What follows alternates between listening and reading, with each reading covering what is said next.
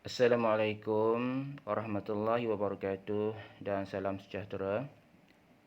Alhamdulillah pada hari ini kita akan sambung sesi pembelajaran kita dalam mata pelajaran pendidikan kesihatan.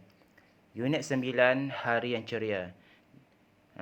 Unit 9 Hari yang Ceria di bawah tajuk Sihat Selalu. Okey murid-murid.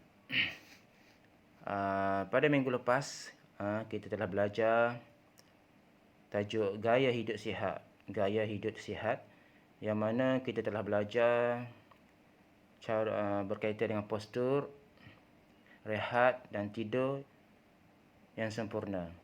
Kita telah belajar postur, cara duduk, cara berdiri, cara tidur dan cara mengangkat barang. Dan kita juga telah belajar tentang rehat. Bagaimana rehat yang sempurna dan juga bagaimana cara-cara untuk kita mengangkat barang. Cara-cara untuk kita mengangkat barang dengan betul. Dan juga cara-cara yang salah ketika mengangkat barang. Dan untuk hari ini kita sambung pembelajaran kita di bawah tajuk Sihat Selalu. Sihat Selalu. Baiklah murid-murid, bagi memohon keberkatan sesi pembelajaran kita pada hari ini, baiklah kiranya kita sama-sama memohon doa kepada Allah Subhanahu Wa Taala. Mudah-mudahan ilmu yang kita pelajari ini berguna untuk kita semua. Okey, baik. Bersedia semua untuk bacaan doa. Diharap murid-murid dapat membaca doa bersama-sama dengan cikgu. Okay, bismillahirrahmanirrahim. Allahumma aftah alaina hikmataka وانشر علينا من خزائن رحمتك يا أرحم الراحمين وصلى الله على سيدنا محمد وعلى آله وصحبه وسلم والحمد لله رب العالمين آمين يا رب العالمين. Alhamdulillah, kita teruskan dengan sesi pembelajaran kita pada hari ini. Sihat selalu. Sihat selalu. Murid-murid boleh rujuk buku teks digital masing-masing, ataupun bagi yang telah mengambil buku teks, yang mempunyai buku teks, boleh rujuk buku teks muka surat 69. Buku teks muka surat 69. Okey, sihat selalu. Kamu perlu menjaga postur yang betul, rehat dan tidur yang cukup untuk pertumbuhan fizikal yang sihat. Pertumbuhan fizikal yang sihat. Pertumbuhan fizikal di sini bermaksud pertumbuhan tubuh badan kita yang sempurna. Kalau kamu sekarang ni dah berumur 8 tahun, sepatutnya ketinggian kamu berapa sentimeter? Contoh yang ketinggian 100 cm contoh. Okey, kalau ketinggian pertumbuhan fizikal yang tidak sihat ni, maksudnya mungkin tubuh badan kamu tu kalau ikut ketinggian dia 80 cm kurang 20 cm, itu maksudnya kurang sihat. Kenapa benda-benda ni berlaku? Okey, dia disebabkan oleh banyak-banyak faktor lah. Terutamanya gaya hidup sihat yang kita amalkan tidak mengikut gaya hidup yang sihat. Kamu semua tidak mengamalkan gaya hidup yang sihat dalam kehidupan seharian, boleh menyebabkan pertumbuhan fizikal terbantut. Okey, baik. Kembali kepada buku teks masing-masing. Kepentingan menjaga postur. Sebagaimana yang telah kita pelajari pada minggu lepas, kita belajar tentang kedudukan ataupun cara postur duduk, cara postur berdiri, tidur dan juga rehat, cara mengangkat barang. Okey. Dan untuk hari ini kita tengok kepentingan menjaga postur. Pertama sekali, kenapa pentingnya menjaga postur? Pertamanya, supaya tumbesaran sempurna. Yang pertama, tumbesaran sempurna. Kenapa pentingnya pembesaran sempurna tu? Pembesaran sempurna ni bagi membolehkan tubuh badan kita membesar dengan baik. Kalau darjah 2, ketinggian 100 cm. Contoh 100 cm. Maka semua antara kawan-kawan kita lebih kurang sama je ketinggian kita. Dan sekiranya terdapat yang kurang 100, contohnya kurang terlalu jauh beza antara kawan-kawan, itu menunjukkan pembesaran mereka tidak sempurna. Okey, itu yang pertama. Yang kedua, kepentingan menjaga postur yang kedua. Kenapa pentingnya menjaga postur? Yang kedua, untuk mengelakkan kecederaan. Untuk mengelakkan kecederaan. Okey, contoh mengangkat barang. Kalau kamu mengangkat barang yang berat, dengan cara yang tidak betul, boleh menyebabkan kecederaan. Kecederaan ini sama ada serius atau tidak serius, bergantung kepada apa yang kamu lakukan. Kalau serius, boleh menyebabkan masa untuk pulih mengambil masa yang lama. Dan apabila kecederaan ini berlaku,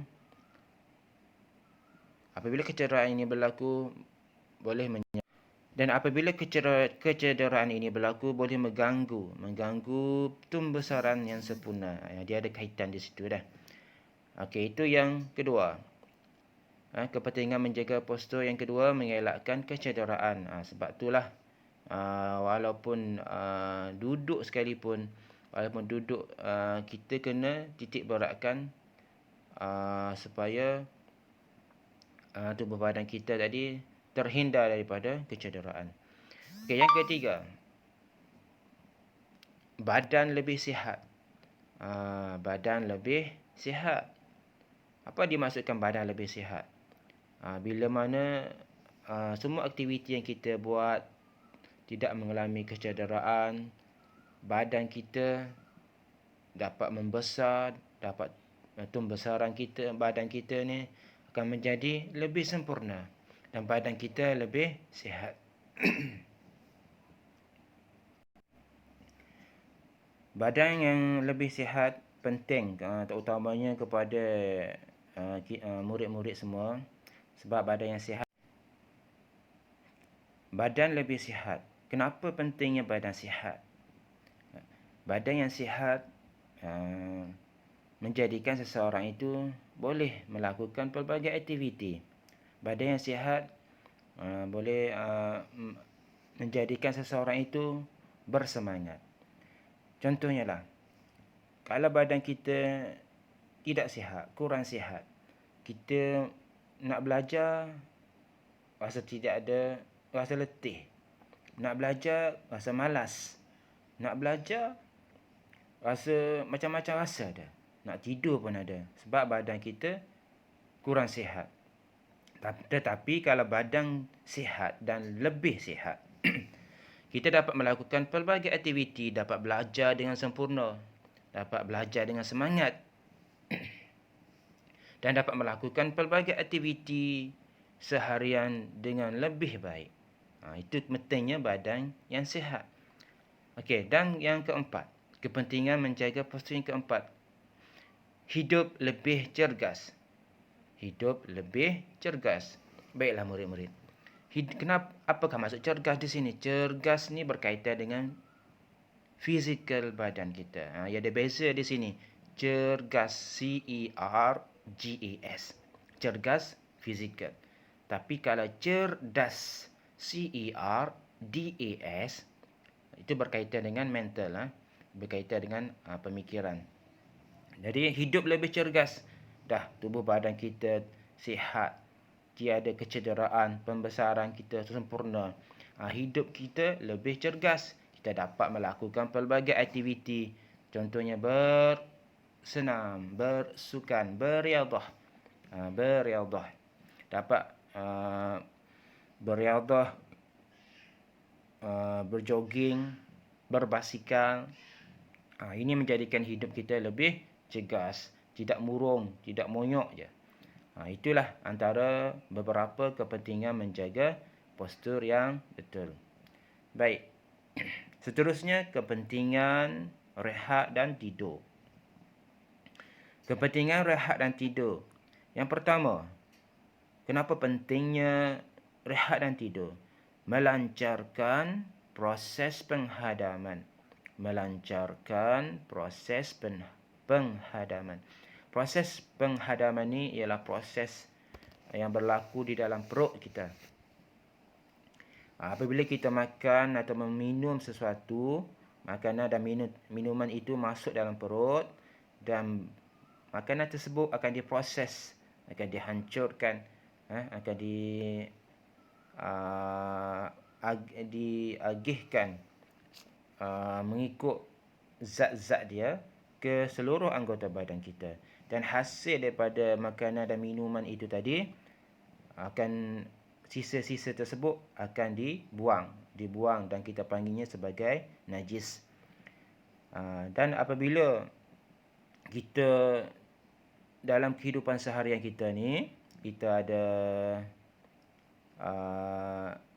aktiviti, kita ada rehat, kita ada tidur, ini akan melancarkan lagi proses penghadaman. Dan proses penghadaman ni berlaku bila mana kita rehat, kita tidak melakukan pelbagai aktiviti ataupun kita tidur. Waktu tidur, proses penghadaman berlaku dengan lancar. Okey. Yang kedua, kepentingan rehat dan tidur yang kedua, membina dan membaiki sel-sel yang rosak. Membina dan membaiki sel-sel yang rosak. Contoh, sekiranya kita mengalami, kamu semua mengalami kecederaan, luka kerana terjatuh ke, luka ataupun terkena benda-benda tajam, menyebabkan kulit ataupun badan tadi luka dan berdarah. Di situlah kita tengok ada sel-sel ataupun tisu badan yang koyak berlaku disebabkan kecuaian kita. Tetapi Allah Ta'ala ni telah menjadikan sistem badan kita ni sempurna. Sistem sel-sel ataupun tisu yang rosak tadi dapat dibaiki dengan sendirinya oleh tubuh badan kita.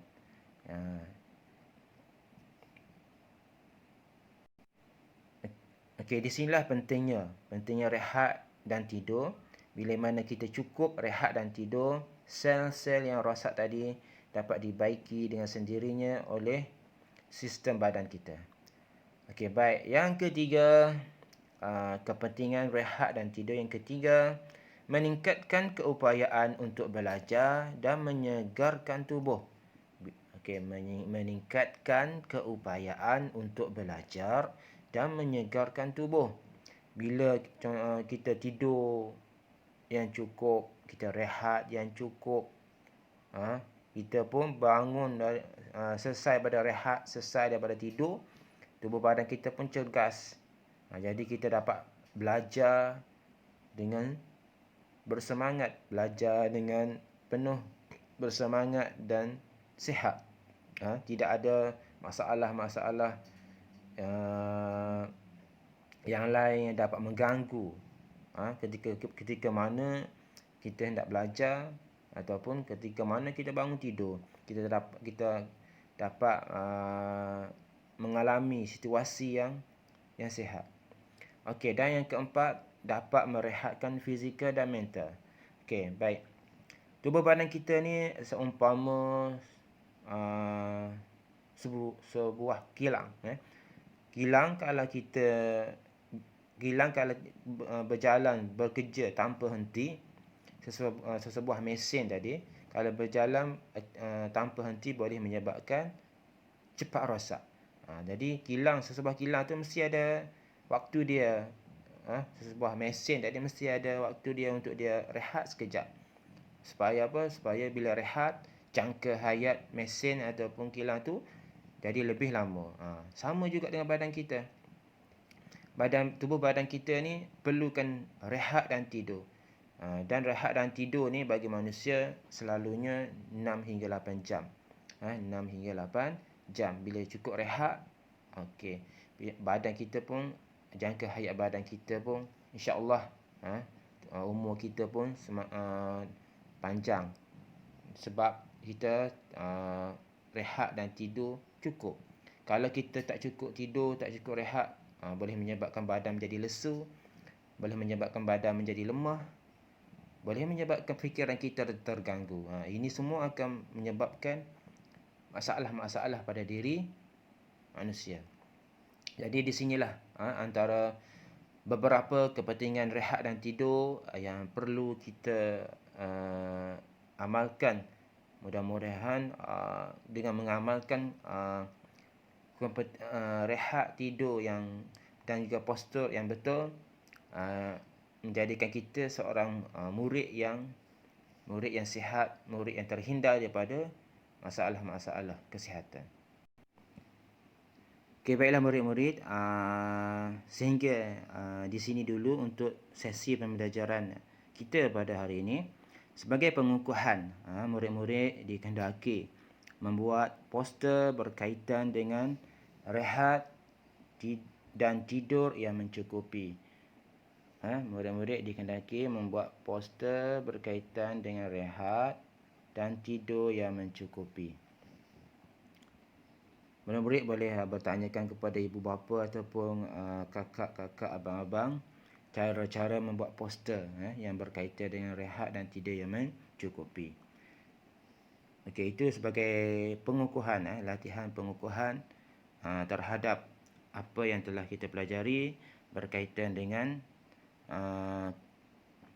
pendidikan kesihatan di bawah tajuk sihat selalu, iaitu kepentingan menjaga postur, kepentingan rehat dan tidur dalam kehidupan kita. Jadi bagi mengakhiri sesi pembelajaran ni, sekali lagi cikgu ingin nasihatkan, jagalah diri, amalkan gaya hidup yang sihat. Mudah-mudahan murid-murid semua menjadi murid-murid yang cergas, murid-murid yang sihat, dan murid-murid yang dapat belajar dengan sempurna. Dengan itu, sekian dulu untuk hari ini. Cikgu akhiri dengan salam. Wassalamualaikum warahmatullahi wabarakatuh.